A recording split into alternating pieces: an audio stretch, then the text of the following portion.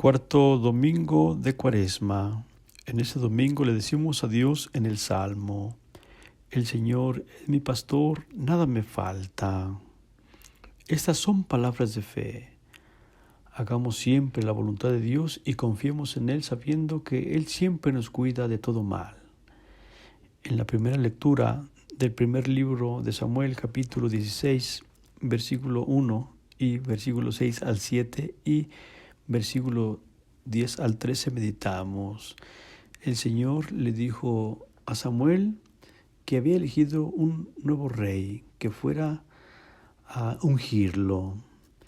Y dice en el texto: pero el Señor le dijo: no te dejes impresionar por su aspecto ni por su gran estatura, porque yo no juzgo como juzga el hombre.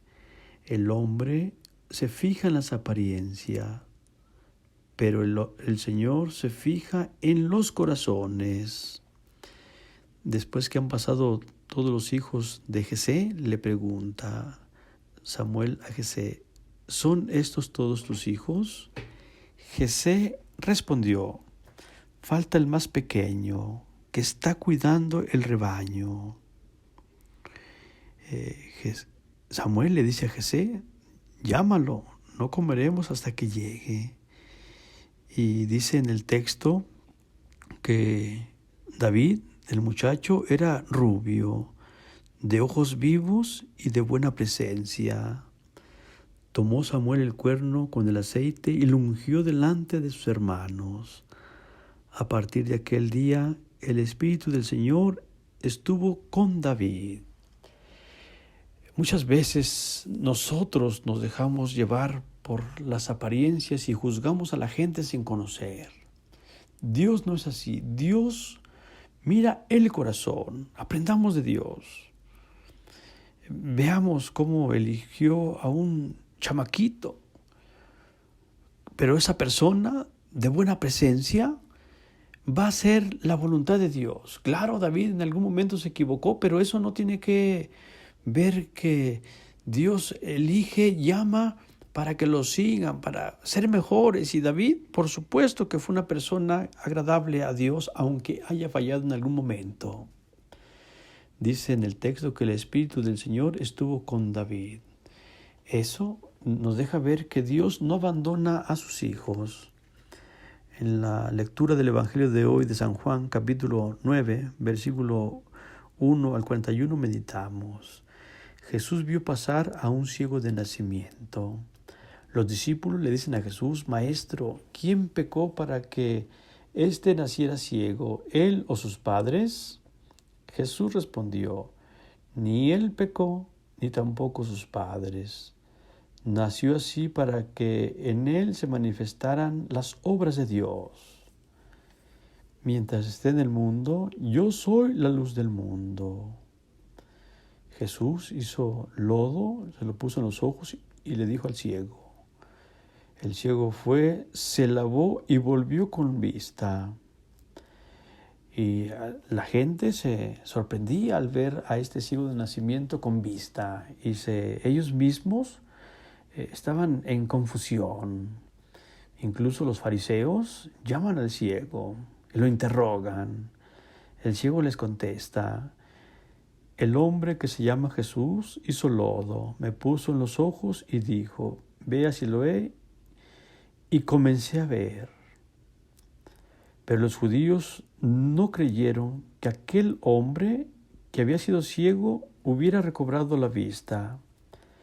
Llamaron pues a sus padres. Y sus padres, para no meterse en conflicto, le dicen: ya está grande, pregúntenle a él. Y claro que aquellas personas no querían reconocer que Jesús fue el que hizo esta obra de sanar a este ciego de nacimiento, de curarlo. Dice en el texto, ¿verdad?, que el ciego que fue ciego, dice: sabemos que Dios no escucha a los pecadores, pero el que lo teme y hace su voluntad, a ese sí lo escucha. si éste no viniera de Dios, no tendría ningún poder.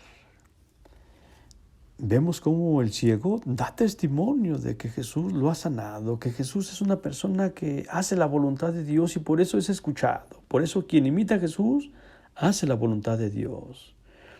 Después Jesús se encuentra con el que fue ciego y le dice, ¿crees tú en el Hijo del Hombre? Él le contestó, ¿y quién es, Señor, para que yo crea en él?